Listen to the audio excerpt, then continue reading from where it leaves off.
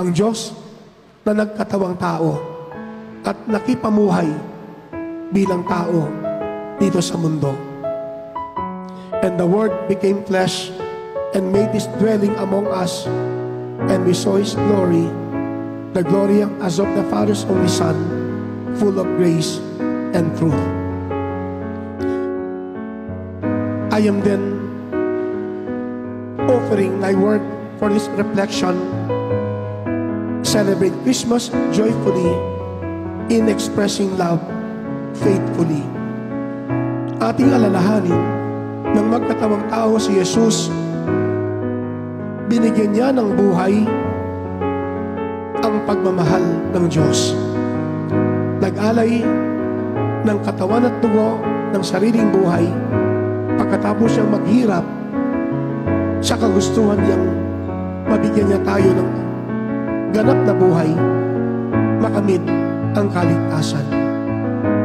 Let us then pray for one another as we also pray for our family and other loved ones, that in celebrating Christmas, we may do it joyfully as we express our love faithfully.